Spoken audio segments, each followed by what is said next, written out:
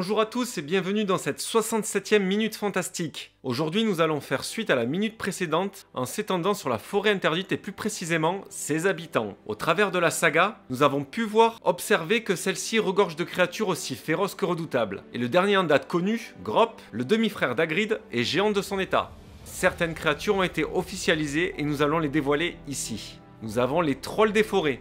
Les centaures, des guerriers à tête, torse et bras d'humains sur un corps de cheval, présentés souvent dans les tomes et faisant une seule apparition dans les films, se tenant à l'écart du tumulte des humains, préférant se consacrer aux présages observés grâce aux étoiles. Les acromantulas, ou simplement araignées, anciennement à leur tête l'ancien animal de compagnie et ami d'Hagrid, Feu Aragog, le roi des araignées. Les sombrales, vivant par centaines au sein de la forêt, sans doute invisibles pour la plupart de ceux s'aventurant dans la forêt.